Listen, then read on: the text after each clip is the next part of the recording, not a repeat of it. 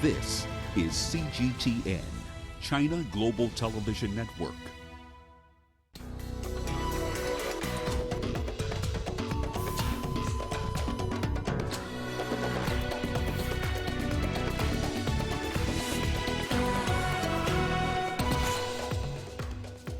Nine RSF soldiers arrested over deaths of teenage protesters in Sudan. Nigerian troops kill 9 Boko Haram militants in repelled attacks. And UN chief calls for concerted action to fight climate change. Hello and welcome to Africa Live, only on CGTN. I'm Karen Roberts, live in Nairobi. Uche Okoronkwo joins me now with all your business headlines. Thank you, Karen. And here's a look at what's coming up on Africa Live Biz. China vows retaliatory measures after the US threatens to impose new tariffs on Chinese goods in September. And the tightrope, Zimbabwe's finance minister Mthuli Ncube is walking to steer Zimbabwe to economic recovery. Of course, all that coming up within the program. For now, back to you, Karen. Thank you very much, Uche. We begin in Sudan, where 9 members of the Rapid Support Forces have been arrested following the killing of 4 teenage protesters earlier this week. The deaths of protesters in Al Obeid city led to nationwide protests in which 4 other protesters were shot dead. Here's Brian Toussaint with more. The arrests of 9 officers drawn from the Rapid Support Forces comes amid anger in Sudan over the killings of protesters last week. 4 of the teenage demonstrators who were killed were school children. Their deaths have drawn condemnation from within and without, with the African Union's appointed mediator adding his voice on the matter. The killing of innocent and unarmed students in a peaceful march is strongly condemned. We're happy to hear the practical measures taken by the Transitional Military Council, where a group of those criminals were arrested. The Rapid Support Forces, which grew out of the Janjaweed militias that were active in the conflict in Darfur, is largely seen as an elite paramilitary group in Sudan. As the Transitional Military Council seeks to have a middle ground on sharing power with opposition groups, steps are being taken to safeguard the talks, and the military unit seems to be in focus. The day before yesterday, 7 members of the Rapid Support Forces were arrested. They were immediately discharged from military service, and they were presented to judicial authorities for trial through civil legal proceedings. Yesterday, 2 RSF soldiers were also arrested, and the same proceedings were taken, where they were discharged and delivered to the civil authorities.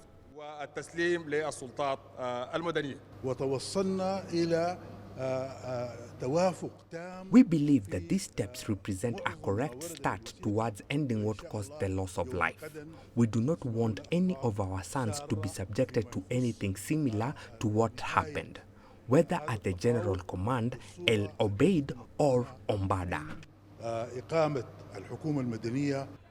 The latest killings saw opposition groups temporarily call off a second round of talks and protests. But the talks have resumed. The Rapid Support Forces is led by Transitional Military Council's deputy leader, Mohammed Hamdan Dagalo, or Hemete as he's popularly known. In July, the council and opposition groups reached a political deal which would see the formation of a 3-year transitional government in Sudan. Brian Toussaint, CGTN. Nigerian troops have repelled 3 coordinated attacks in the country's northeastern state of Borno, killing 9 Boko Haram militants. Military sources said various weapons used by the terror group were recovered during the midweek attacks in 3 Borno locations. One of the thwarted attacks targeted a military location in Beni Sheikh, where 3 of the Boko Haram militants were killed. Military sources revealed that another 6 terrorists were killed as troops ambushed militants, leading to a gunfight that lasted for about an hour. The militants were trying to transport foodstuffs to their camps when the troops swooped in. Boko Haram aims to create a caliphate in Africa's most populous country. Well, CGTN's Deji Badmus joins us now from Lagos for more on this.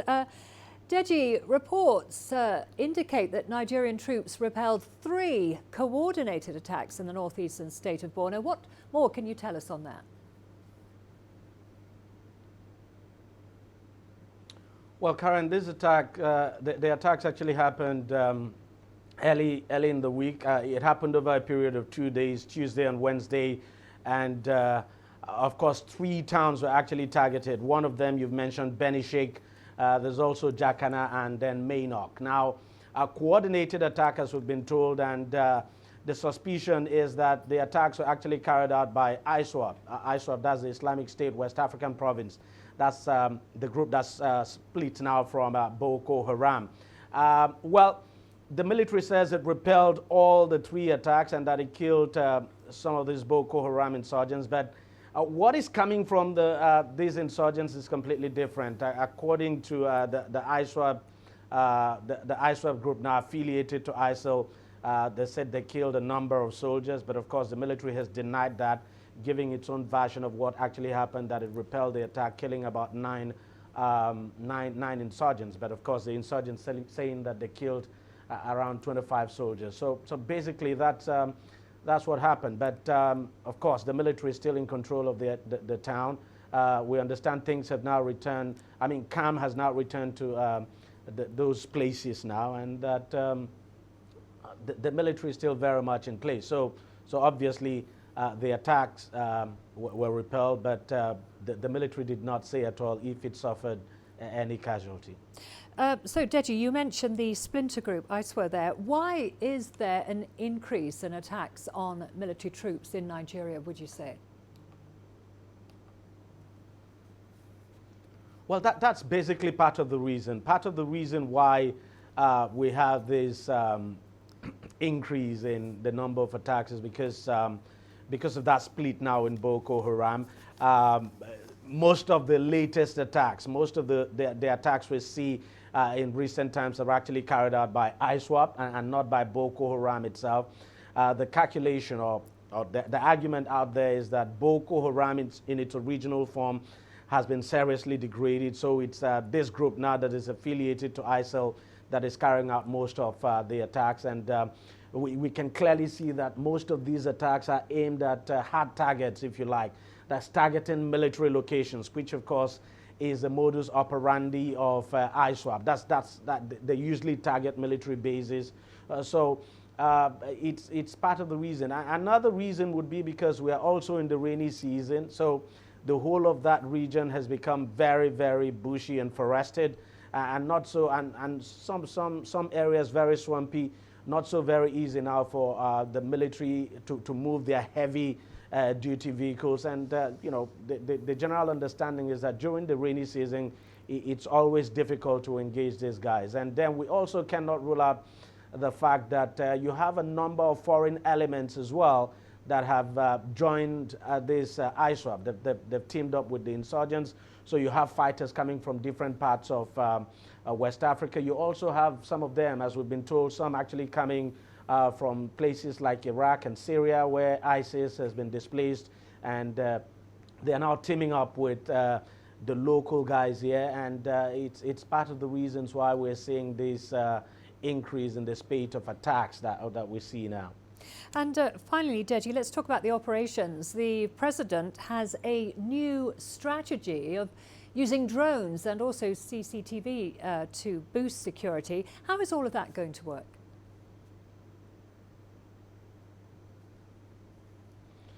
Well, it remains to be seen how far that's going to work. I mean, when the president talked about CCTV, he did not actually, he was not specifically talking about the fight against the insurgency. I mean, talking about places like Maiduguri, all of that. Look, other than the Boko Haram insurgency, Nigeria is also battling the menace of kidnapping in the south of the country. And so when the president said that we're going to use CCTV to fight criminality, well, the understanding is that this CCTV would be mounted in major cities and towns to fight, for instance, armed banditry on our highways, and of course kidnapping. It's difficult to see how, for instance, the CCTV project would work in places, remote areas in the northeast of the country where Boko Haram insurgents are, because, of course, you still have to deal with the issue of placing this infrastructure there. Are you very sure they're not going to be destroyed? But in terms of drones, of course, the expectation is that some of these drones would be deployed to engage the insurgents, and also engage kidnappers as well, because some of these kidnappers you have in other parts of the country, and these armed bandits as well. Some of them hide under the cover of heavy forest. So the idea is to deploy these drones to help fight this kind of criminality, and as well as fight the Boko Haram insurgency, Karen. Okay, thank you very much for that update. That was CGTN's Deji Badmus there in Lagos following the 3 thwarted militant attacks in Borno State. Let's now head to Libya, where 3 government soldiers have been killed in an airstrike. 14 others were injured. The airstrike is suspected to have been carried out by forces allied to the Eastern commander Khalifa Haftar. The attack in As-Sadada in the southeast of Tripoli is the first to hit the government troops by Haftar's forces since suffering a string of losses to the government in the past weeks.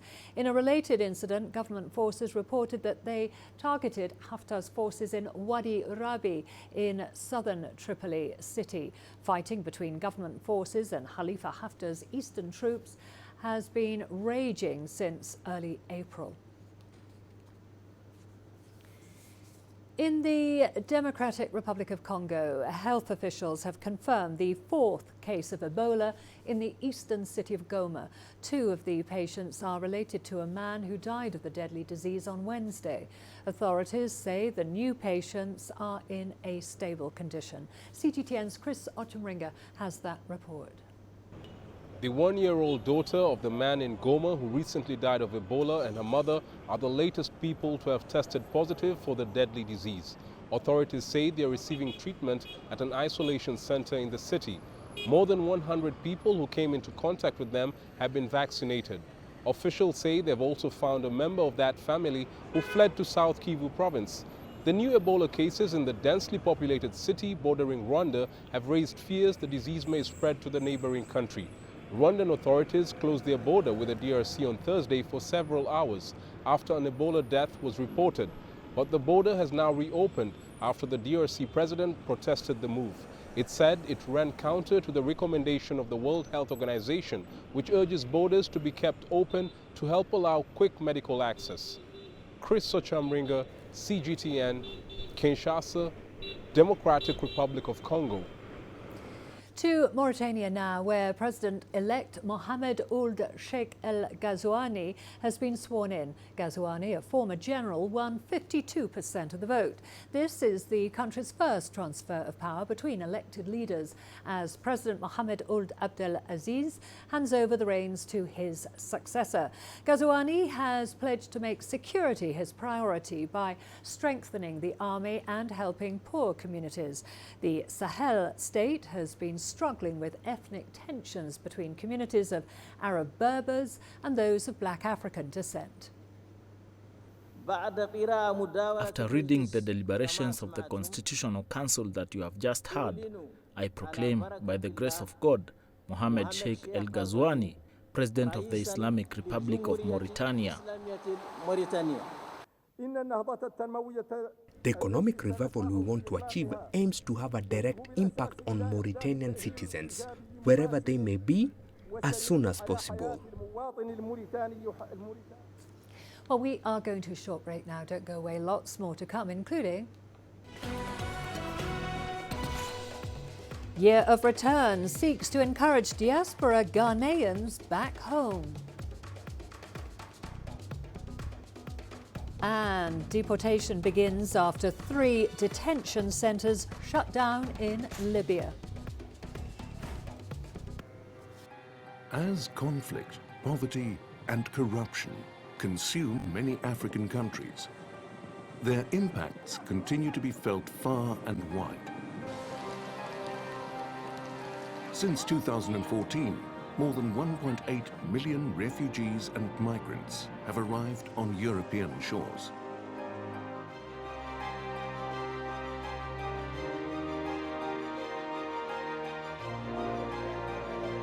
While some seek refuge, others hope for opportunities.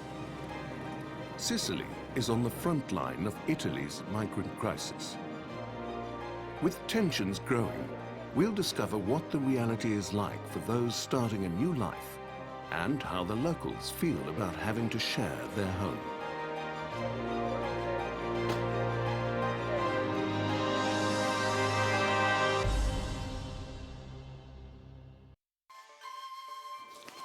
You don't find the stories of North Africa by sitting on the sidelines. You've got to get out, go there, and you'll find them. In the bazaars of Casablanca, among the crowds in Cairo, who come to visit Cairo, the ancient capital of Egypt. Along the waters of the Nile, along the sands of the Sahara. No one else will take you where we can in North Africa. No one else will show you what it's all about. CGTN, see the difference.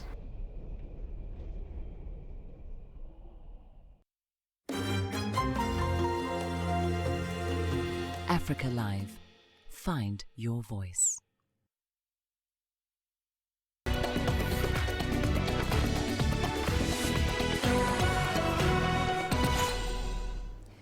Ghana is marking what it calls the Year of Return, urging Africans in their diaspora to come home. It coincides with the commemoration of more than 400 years since the first Africans were sent to America as slaves. The non-profit organization, the Heritage and Cultural Society of Africa, is set to hold an international summit to discuss the legacy of the transatlantic slave trade next week. CGTN's Nabil Ahmed Rufai sat down with its founder, Joanna Spanikie, Ghana's former ambassador to France and Portugal, and asked her why Africans in the diaspora should consider returning home. Africa is now reaching out to its diaspora, telling its diaspora to come home and engage in the development of Africa. So this is a platform for people to connect. They can connect on every level, on a business level, on a social level, on academic level, on intellectual level. 400 years after the slave trade, what has been the impact on Africans and those in the diaspora? If you look abroad, until now, African Americans are suffering from discrimination in the US, and particularly African American males are being killed for no reason at all because of this legacy. So the effects can still be felt till today. And unfortunately, after 400 years, there are still some major challenges as far as the communities are involved. And that is why we've asked to bring communities together. 2019 has been declared as the year of return by Ghana's President Nana Akufo-Addo. What does the summit seek to do in terms of bringing more Africans from the diaspora to settle here in Ghana? Our government has already taken steps to try and remove visa controls over Africans in the diaspora. So the former government, I think, made all Africans can come to Ghana without a visa, subject to certain conditions. And more recently, Jamaicans were told that it would be put into effect that they could also come.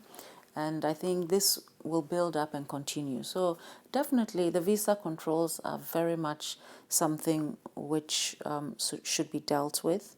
We are saying that there's this Aladdin's cave, there's this magical place, there's this place full of friends and family and joy and culture and laughter and experiences waiting for you. So come and have your experience of Africa in Ghana. Celebrated Ghanaian artist Kwame Akoto Bamfo says he intends to start a dialogue on slavery to commemorate hundreds of years of trauma. CGTN's Mohamed Abdu Abubakar has more.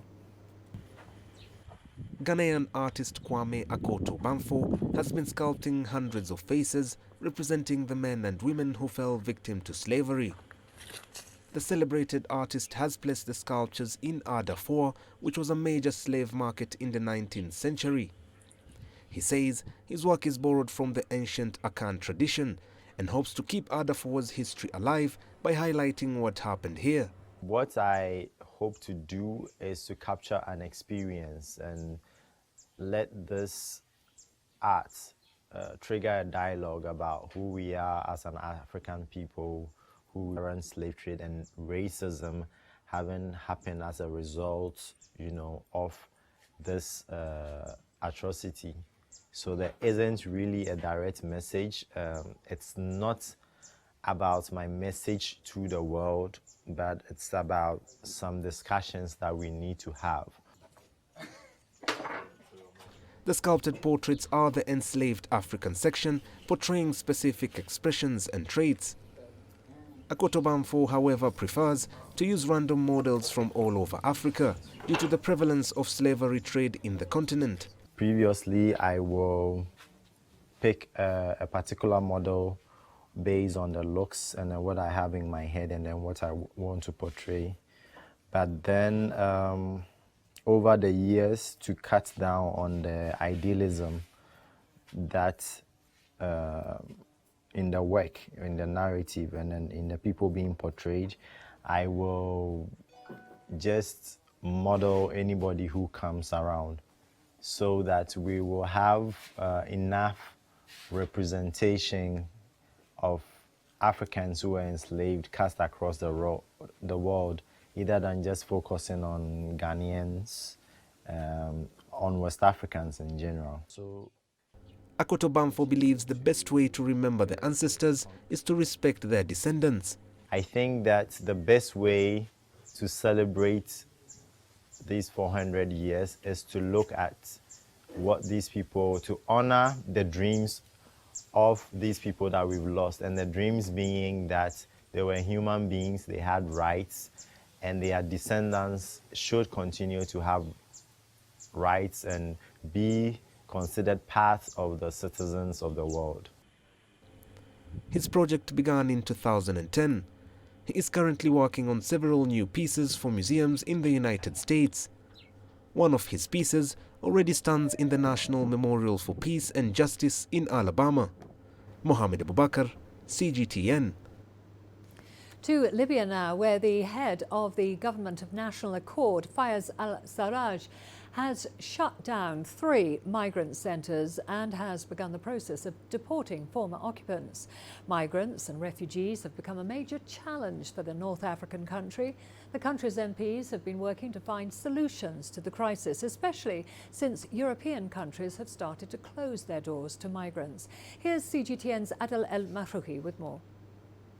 According to the United Nations, July has seen the deadliest migrant shipwreck in Libya this year.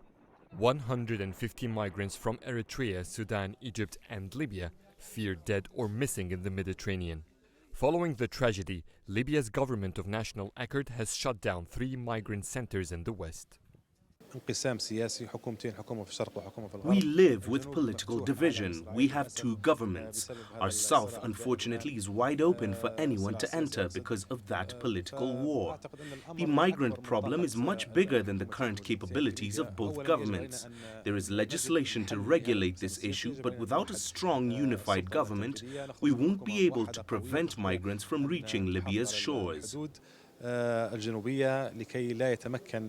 One of the few things both rival governments in Libya agree on is to resolve the migrants' crisis they have. With a struggling economy since 2011, the North African nation cannot afford to host more migrants. It's the executive authorities that have been working to limit this phenomenon. They've been providing shelter, food and other resources, which is a huge burden on the people of Libya, whose economic capacity has become quite stretched after 2011. The government of National Accord says it has begun the deportation procedures for all the migrants from the 3 centers it has shut down. But because of the ongoing war over Tripoli, it does not have the capability or the finances to send all these migrants back home. And very soon, both governments will be seeing more migrants entering the country, thanks to the security void on the borders that the civil war in Libya has caused. Adel Mahroui, CGTN, Cairo. Meanwhile, regional authorities in the coastal city of Zarzis in Tunisia have categorically denied the use of mass graves for the victims of a recent shipwreck in the Mediterranean. Over 60 undocumented migrants drowned when their boat sank off Zarzis, but the city lacks the means to adequately handle this challenge. CGTN's Adnan Shoashi now reports. The mayor of Zarzis has called on all coastal cities to assume their responsibilities in addressing the issue of the burial of the shipwrecked migrants. The city of Zarzis, which buried 74 bodies in a few days, must not bear the burden alone. The city of Zarzis has not received any assistance from any international organization, despite the proliferation of this phenomenon from one year to the next. We need the support of other cities to face any shipwreck crisis. Referring to the sinking at the beginning of July of a ship carrying 86 African migrants who boarded from Libya, the mayor recalled that between July 4 and 13, 61 bodies were washed up on the coast of Zarzis, including 45 in a single day on July 11. The recovered bodies were transferred for genetic analysis and then brought back to Zarzis for burial with respect for human dignity. All these efforts were made with the limited means of the municipality in collaboration with the Civil Protection and the Maritime Guard. The Tunisian Forum for Economic and Social Rights warned that the number of undocumented migrants and shipwrecked boats will increase in the Mediterranean due to the instability in Libya. Libya is Africa's platform of departure of illegal migrants to Europe. It is cheap and insecure if we compare it to illegal crossings from Tunisia. Therefore, the number of victims and incidents is on the rise. Tunisia cannot solve this problem without European or African assistance. The mayor of Zarzis has called for the creation of a forensic medicine service at the regional hospital in Zarzis and the provision of refrigerated means of transport for the evacuation of bodies and the training of staff in this area. According to the Interior Ministry, the city of Zarzis has been confronted with the phenomenon of illegal migration since 1998. The regional authorities say the countless bodies recovered and buried in Zarzis could not be identified because of the lack of archives. Adnan Shoashi, CGTN, Tunis.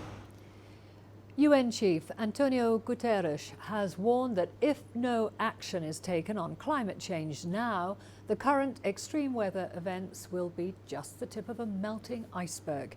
Speaking to reporters in New York, Guterres said the latest data from the World Meteorological Organization and its Climate Center indicated that the month of July had equaled, if not surpassed, the hottest month in recorded history.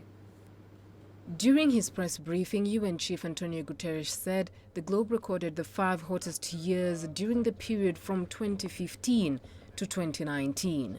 This year alone, we have seen temperature records shatter from New Delhi to Anchorage, from Paris to Santiago, from Adelaide to the Arctic Circle. If we do not take action on climate change now, these extreme weather events are just the tip of the iceberg. And the iceberg is also rapidly melting. Indeed, the heat wave which affected Europe in the last months has now raised temperatures in the Arctic and Greenland by 10 to 15 degrees Celsius. But the Secretary General said the good news was that governments, businesses and citizens around the world are mobilizing to confront the climate crisis, adding that technology is on our side, delivering renewable energy at a far lower cost than the fossil fuel-driven economy. We need rapid and deep change in how we do business, generate power, build cities and feed the world. And having endured what is possibly the hottest months in recorded history, we need action now.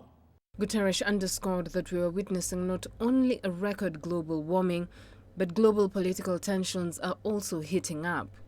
The Secretary General said he was troubled by the growing friction among the two largest global economies. We need to learn the lessons of the Cold War and avoid a new one. Looking into the not-so-distant future, I see the possibility of the emergence of two competing blocs, each with their own dominant currency, trade and financial rules, their own internet and artificial intelligence strategy, and their own contradictory geopolitical and military views. We still have time to avoid this.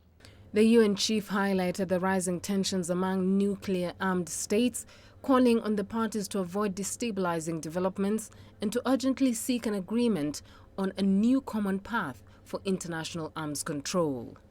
The Intermediate Nuclear Forces Treaty, the INF, is a landmark agreement that helps stabilize Europe and end the Cold War. When it expires tomorrow, the world will lose an invaluable break on nuclear war, and this will likely heighten, not reduce, the threat posed by ballistic missiles. We need to learn the lessons of the Cold War and avoid a new one. The Secretary General stressed the need to strengthen the United Nations Relief and Works Agency and its capacity to deliver. In the present situation, the deputy of UNRWA has resigned, and so I decided that it would be important to immediately appoint a new deputy as acting deputy.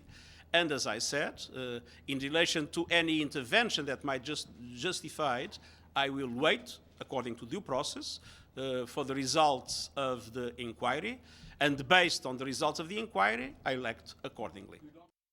Guterres finally said there should be a distinction between the accusations made in relation to members of the management of the UNRWA and the need to preserve the agency and to support it to make it effective in its important work for Palestinian refugees. Beryl Oro, CGTN. Well, let's now go over to Uche Okoronkwo for all the latest business news. Over to you. Thank you, Karen. And coming up on Africa Live Biz, China vows retaliatory measures after the U.S. threatens to impose new tariffs on Chinese goods in September. And the tightrope Zimbabwe's Finance Minister Mthuli Ncube is walking to steer Zimbabwe to economic recovery.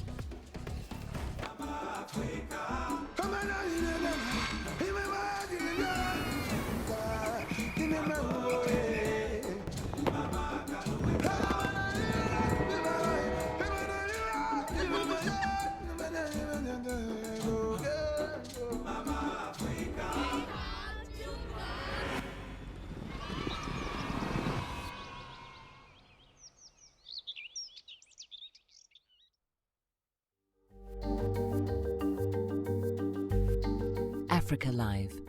Find your voice.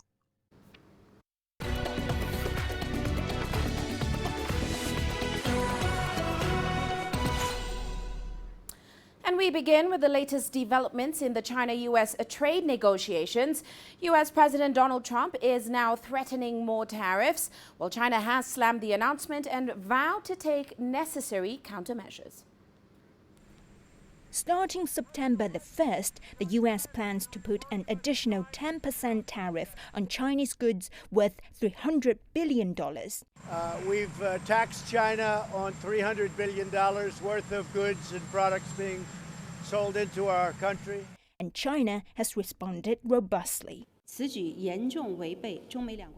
move has violated the consensus reached by the two presidents in Osaka. It follows the wrong track and doesn't help solve the dispute. China is strongly opposed to it. If the US takes actions, China will take countermeasures to protect its core national interests and the fundamental interests of the people. The US will bear all the consequences. While the Chinese Ministry of Commerce said they hope the US side can correct its mistakes and come back on the track of solutions based on equality and mutual respect, the new tariffs were announced just as China and US negotiators wrapped up their 12th round of trade talks on Wednesday. The two sides agreed to maintain close contact before the next round scheduled for September. The new tariffs followed some inconsistent rhetoric from Secretary of State Mike Pompeo. He and Chinese Foreign Minister Wang Yi earlier met on the sidelines of China-ASEAN Foreign Ministers meeting, and Wang was upbeat. Secretary Pompeo made it very clear that neither President Trump nor the U.S. government has the intention to contain China's development. The U.S. hopes to see smooth progress in the China-U.S. economic and trade negotiations. But Pompeo told the media a different story. To speak out against Chinese coercion in the South China Sea? Wang rejected the idea of more tariffs. Tension started in early 2018 when the US slapped tariffs on Chinese products. China followed counter moves, and the situation escalated from there. Despite the negotiations, talks hit a wall in May this year, and Washington decided to increase additional tariffs on $200 billion worth of Chinese goods from 10% to 25%. Things start to look up in June when President Xi Jinping and his US counterpart met on the sidelines of G20 Leaders Summit in Osaka. The two sides agreed to restart trade talks, and Trump said he would not add new tariffs. But with the latest announcement, observers are having doubts about the hope raised by the talks in Shanghai. Nan, CGTN. Well, heading back to the continent now, Zimbabwe has revised its fiscal budget, denominating it in Zimbabwe dollars and proposing supplementary expenditures. Now, it has also raised electricity tariffs to try to end the 18-hour load shedding currently going on. Finance Minister Mthuli Ncube made the announcements while presenting the country's midterm budget on Thursday. Here's CGTN's Farai Mwakutuya. He's reporting that he also set aside funding to farmers to stimulate production in the country. Drought, Cyclone Idai and inflation have wrecked Finance Minister Professor Mthuli Ncube's projections of 3.7% GDP growth. Instead, the economy will shrink, although he's proposing measures to prop it back up. $1 billion has been set aside for maize, soybean and cotton production. Crippling electricity cuts will be shortened after a threefold tariff hike that should give the power utility more money for imports. People are spending a lot more money on firewood and on gas than they would spend on electricity. On average, Zimbabwe still has very low tariffs on electricity. So what was presented there, I think it will go a long way in alleviating some of the costs regarding energy. But that will fuel inflation, which authorities are already battling to contain. What government has also done through this budget is set, the pace for everybody else.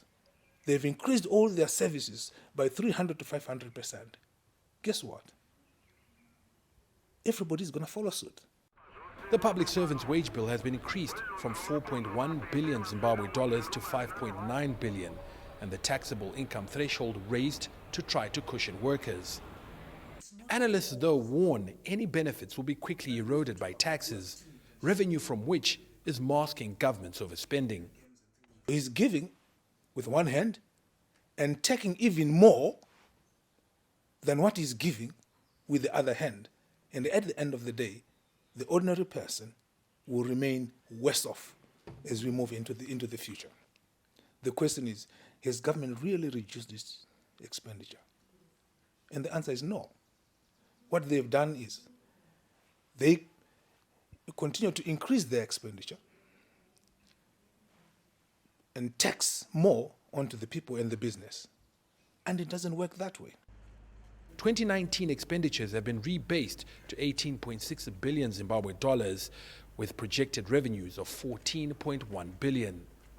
Domestic borrowing to meet the shortfall will be through treasury bill auctions, the first of which recently raised 30 million Zimbabwe dollars, about $3.2 million US. The system is meant to improve transparency as well as prevent another budget deficit crisis from which the country is now slowly emerging. Farai Mwakutuya, CGTN, Harare, Zimbabwe.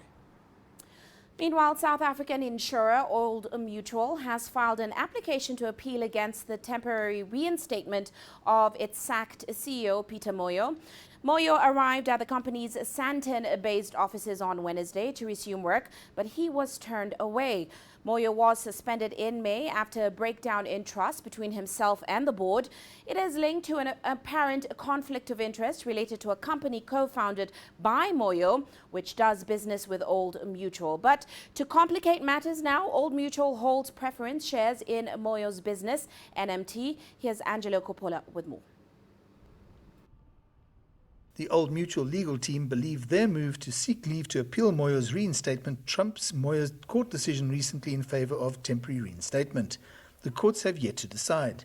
But what about the business operations?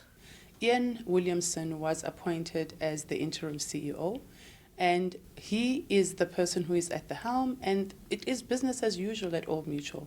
We still have the very capable ExCo who have been in position and leading this organization for a very long time. However, the share price has been volatile since May when Moyo was dismissed. The court action reinstating him also moves the share price. We saw the share price sell off. It was down more than 5% on the day, and since then it's actually been trickling down. So it's down 13% this month. It's not great for investors. Obviously, any unknown, any lack of leadership breakdown between the board and the CEO is not good for investors. Investors are looking at this from a couple of perspectives. First question, who's the CEO? Is it the interim CEO? Is it Peter Moyo? Who's in charge? Is it the courts, we believe? Is it Old Mutual? Despite assurances that everything is as it should be in terms of business as usual, there is going to be a separation between the ex-CEO and the board, and that's going to cost some money. End of the day is how much is this going to cost Old Mutual? Because that's what the end is going to be. Peter Moyo is going to be given a giant-sized golden handshake to exit the building quietly, and shareholders are saying, how much is that going to cost and how long is it going to take? Investors and potential investors will be looking at the share and wondering if it is a buy or sell opportunity. So the current valuation for us is a buying opportunity. If you can buy this large business on a dividend yield of 8% and a very attractive PE multiple trading at a discount to its embedded value, that's a perfect investment for us. So as soon as the short-term uncertainty settles down, we believe you should see a re-rating in the share price. I'm Angelo Coppola for CGTN in Sandton, South Africa. Now, Chinese real estate company Avic, together with Kenya's Ministry of Education, have launched the Africa Dream Challenge. The contest seeks to identify the best technology brains from the Eastern African region. 8 African countries are set to participate, and the participants will showcase their knowledge and skills in various technical fields after a training in the company's Nairobi hub. Winners will walk away with cash prizes amounting to $100,000, together with being awarded manufacturing contracts worth a similar amount. The contest is part of the company's support to the Kenyan government's Big Four agenda, in which focus is being put on technical skills. This event is one of the most important initiatives, not only for the incredible capacities of our technicians and our trainers and that honorable role that they play in order to take their characteristics of curiosity, creativity and resourcefulness, and through their work in lathe machine and computerized numerically controlled machines are able to produce products that meet the highest level of standards. I personally have a great passion for youth and their skills development, which, borrowing from my native country, has learned economic transformation and enhancing the welfare of the youth. Well, that's all for now on Africa Live Biz, but coming up on Global Business Africa, we'll be delving into Ghana's 400 years after slavery and its year of return, and what the decision to invite back the African diaspora means for the country's economy. All that coming up top of the hour. For now, back to you, Karen. Thank you very much, Uche. Well, we are going to a short break now. Don't go away, lots more to come, including Uganda's HIV-positive beauty queen uses platform to fight discrimination.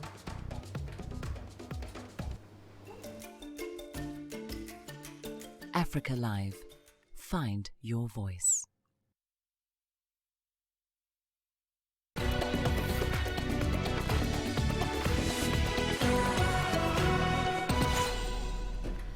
An HIV-positive model in Uganda is helping to raise awareness about the stigma associated with the virus. The Uganda AIDS Commission claims that social stigma contributes to the number of HIV-related deaths because patients are reluctant to take drugs.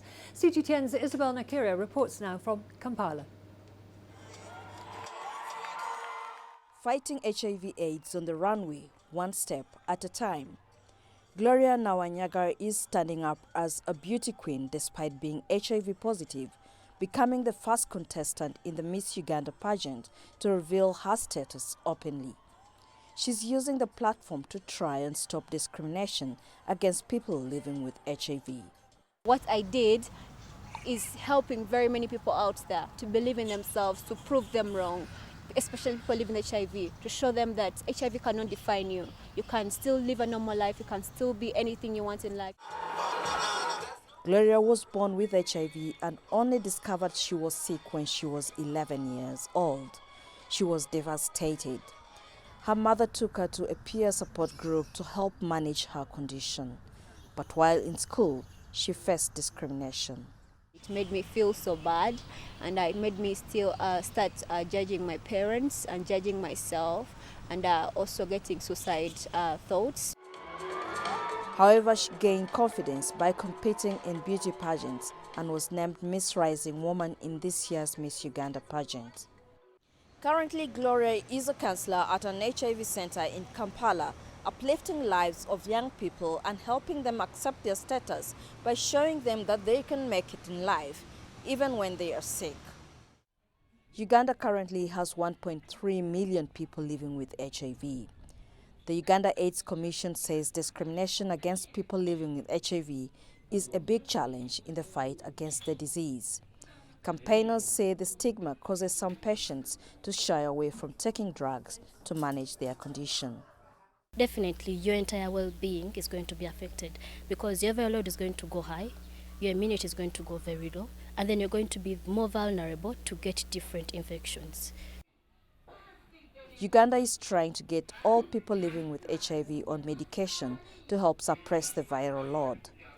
Gloria wants to use her position to reach out to HIV-positive people and help them get the care they need. Isabel Nakiria, CGTN, Kampala. All the sports news coming up for you after the break, including South Africa's national football team coach Stuart Baxter resigns. Africa, where champions